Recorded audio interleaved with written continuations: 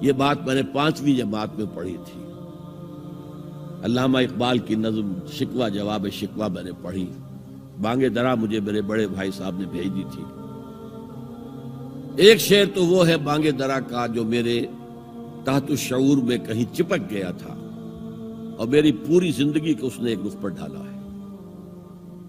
وہ زمانے میں معزز تھے مسلمان ہو کر اور تم خار ہوئے تاریک قرآن ہو کر. دیکھیے یہ بات صرف اقبال نے نہیں کہی، یہی بات کہی 14ویں صدی کے مجدد اعظم شیخ الہند مولانا محمود حسن اسیر مالٹا نے. 4 سال کی اسیری کے بعد جب رہائی پا کر آئے تھے 1920 میں، اور رہائی کیوں ملی تھی کہ ٹی بی 3rd سٹیج کو پہنچ گئی تھی. انگریز ڈرتا تھا کہ اگر ہماری اسیری ہی کے اندر کہیں انتقال ہو گیا تو کہیں طوفان اٹھ جائے گا، لہذا چھوڑ دیا. دیوبند میں ایک جلسہ منعقد ہوا اور وقت کے سارے بڑے بڑے علماء موجود. اشرف علی تھانوی صاحب موجود، شبیر احمد عثمانی صاحب موجود، مولانا حسین احمد مدنی موجود، ہمارے جو پاکستان میں مفتی محمد شفیع صاحب موجود. اور انہوں نے یہ واقعہ لکھا ہے اپنی کتاب میں وحدت امت میں کہ شیخ الہند نے کہا کہ ہم نے تو اپنی 4 سالہ دور اسیری میں جتنا ہی غور کیا ہے، ہمیں اپنے زوال کے 2 اسباب نظر آئے ہیں. ایک ہمارا قرآن کو ترک کر دینا، یہ لفظ ہے اس کے اندر، نوٹ کیجیے. حالانکہ علماء نے قرآن کو ترک کیا ہے، لیکن اگر آپ نے کہا نہیں تو یہ صحیح نہیں ہے، کیا ہے. ان کا سارا زور فقہ پر ہے، حدیث پر ہے، زیادہ زور قرآن پر نہیں ہے. صحیح بات ہے. کہنے والا کون ہے؟ شیخ الہند. ایک ہمارا قرآن کو ترک کر دینا اور دوسرا آپس کے اختلافات. اور مفتی شفیع صاحب نے اس کے اوپر پھر یہ گرہ لگائی کہ حضرت شیخ نے جو 2 باتیں کہی تھی حقیقت میں ایک ہی ہے. ہمارے اختلافات بھی اسی لیے کہ ہم نے قرآن کو ترک کر دیا. دوسرا شعر وہ ہے کہ وقت فرصت ہے کہاں، کام ابھی باقی ہے، نور توحید کا اتمام ابھی باقی ہے. پورے کرہ ارضی جب تک کہ توحید سے جلوگر نہ ہو جائے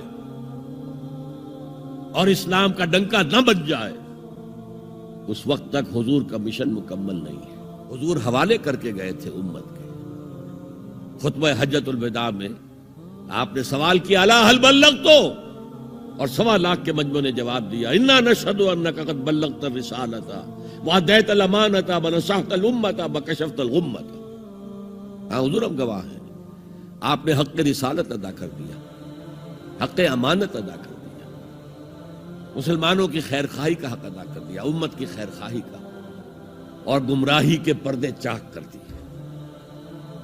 3 دفعہ حضور نے سوال کیا، 3 دفعہ جواب دے کر پھر آسمان کی طرف نگاہ اٹھائی اور انگشت شہادت سے اشارہ کیا اور پھر لوگوں کی طرف اللہم اشہد اللہم اشہد اللہم اشہد، اے اللہ تو بھی گواہ رہے، یہ مان رہے ہیں کہ میں نے پہنچا دیا.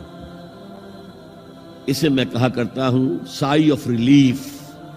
کندھوں پر ایک بہت بڑا بھاری بوجھ آ گیا تھا، بہت بڑی امانت تھی قرآن. اس کے پہنچانے پر کیا کیا تکلیفیں اٹھائی ہیں. پاگل کہے گئے، مجنون کہے گئے، شاعر کہے گئے، ساحر کہے گئے، مسحور کہے گئے، کیا نہیں کہا گئے.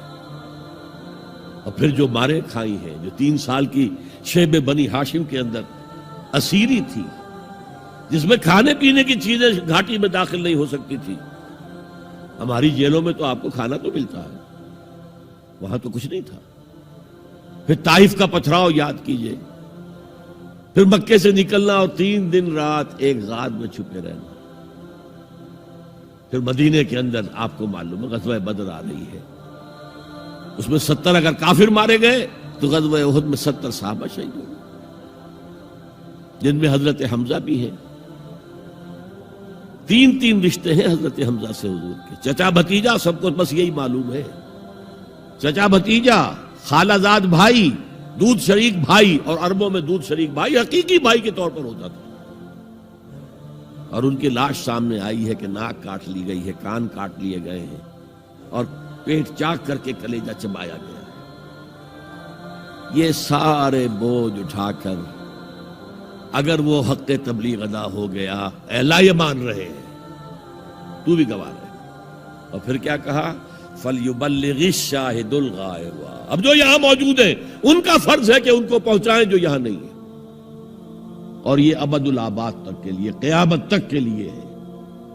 انا آخر المرسلین وانتم آخر الامم، میں آخری رسول ہوں، تم آخری امت ہو۔